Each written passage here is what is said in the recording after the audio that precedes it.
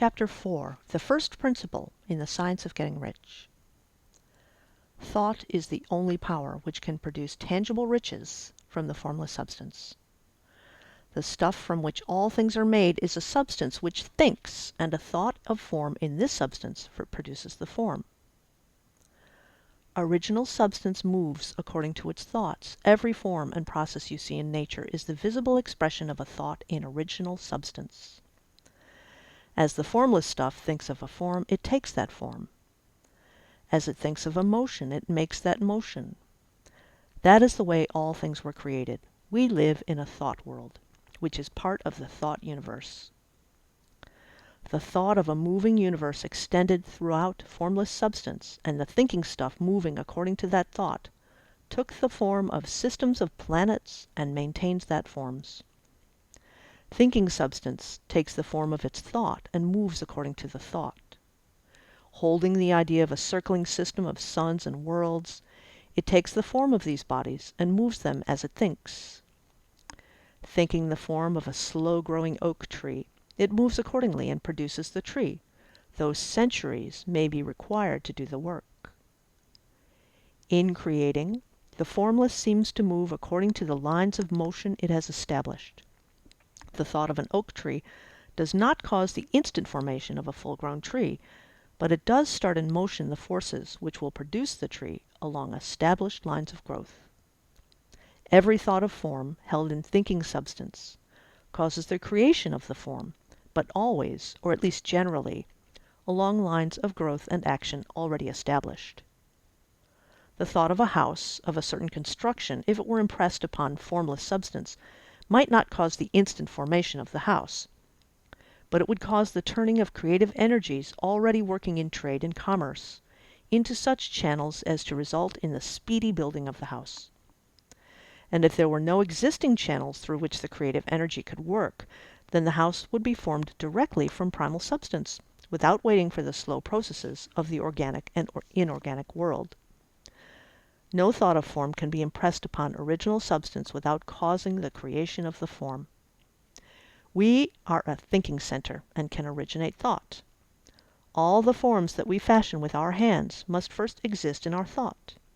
We cannot shape a thing until we have thought that thing. And so far we have confined our efforts wholly to the work of our hands. We've applied manual labor to the work of forms, seeking to change or modify those already existing.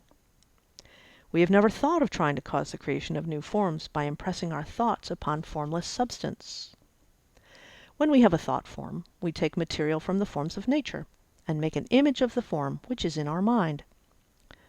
We have so far made little or no effort to cooperate with the formless intelligence, to work with the Father. We have not dreamed that we can do what we see the Father doing. We reshape and modify existing forms by manual labor. We've given no attention to the question whether we may not produce things from formless substance by communicating our thoughts to it. We propose to prove that we can do so, to prove that any man or woman can do so, and show how. And as our first step, we must lay down 3 fundamental propositions. First, we assert that there is one formless original stuff, or substance, from which all things are made. All the seemingly many elements are but different presentations of one element. All the many forms found in organic and inorganic nature are but different shapes, made from the same stuff, and this stuff is thinking stuff. A thought held in it produces the form of the thought. Thought in thinking substance produces shapes. We are a thinking center, capable of original thought.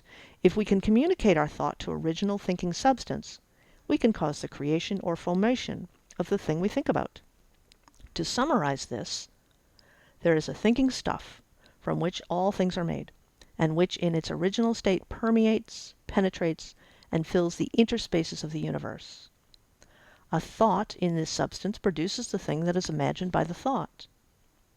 We can form things in this thought, and by impressing our thought upon formless substance, can cause the thing we think about to be created.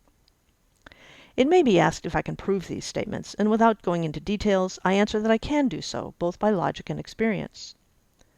Reasoning back from the phenomena of form and thought, I can come to one original thinking substance. And reasoning forward from this thinking substance, I can come to our power to cause the formation of the things we think about. And by experiment, I find the reasoning true, and this is my strongest proof. If one person who reads this book gets rich by doing what it tells them to do, that is evidence in support of my claim.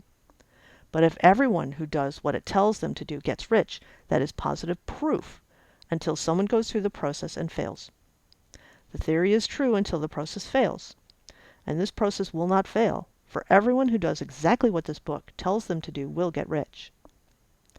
I've said that people can get rich by doing things in a certain way, and in order to do so, we must become able to think in a certain way. A person's way of doing things is the direct result of the way they think about things.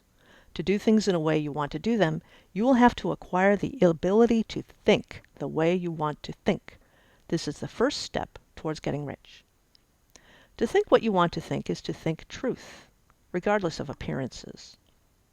Everyone has the natural and inherent power to think what they want to think, but it requires far more effort to do so than it does to think the thoughts which are suggested by appearances. To think according to appearance is easy. To think truth regardless of the appearances is laborious and requires the expenditure of more power than any other work we are called upon to perform. There is no labor from which most people shrink as they do from that of sustained and consecutive thought. It is the hardest work in the world. This is especially true when truth is contrary to appearances. Every appearance in the visible world tends to produce a corresponding form in the mind which observes it, and this can only be prevented by holding the thought of the truth. To look upon the appearance of disease will produce the form of disease in your own mind, and ultimately in your body, unless you hold the thought of the truth, which is that there is no disease, it's only an appearance, and the reality is health.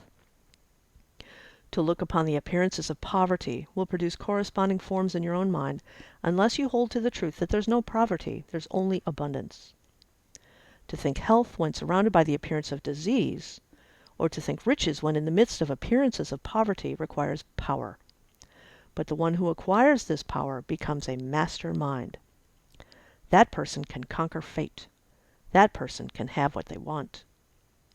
This power can only be acquired by getting hold of the basic fact which is behind all appearances, and that fact is there is one thinking substance from which and by which all things are made. That we must grasp the truth that every thought held in this substance becomes a form, and that we can so impress our thoughts upon it as to cause them to take form and become visible things. When we realize this, we lose all doubt and fear. For we know that we can create what we want to create. We can get what we want to have, and can become what we want to be. As the first step towards getting rich, you must believe the three fundamental statements given previously in this chapter, and in order to emphasize them, I repeat them here. There is a thinking stuff, from which all things are made, and which in its original state permeates, penetrates, and fills the interspaces of the universe. A thought in this substance produces the thing which is imagined by the thought. We can form things in our thought, and by impressing our thought upon formless substance can cause the thing we think about to be created. You must lay aside all other concepts of the universe than this monistic one, and you must dwell upon this until it is fixed in your mind and has become your habitual thought. Read these creed statements over and over again, fix every word upon your memory, and meditate upon them until you firmly believe what they say. If a doubt comes to you, cast it aside as a sin. Do not listen to arguments against this idea. Don't go to churches or lectures where a contrary concept of things is taught or preached. Do not read magazines or books which teach a different idea. If you get mixed up in your faith, all your efforts will be in vain. Do not ask why these things are done, nor speculate as to how they can be true. Simply take them on trust. The science of getting rich begins with the absolute acceptance of this faith.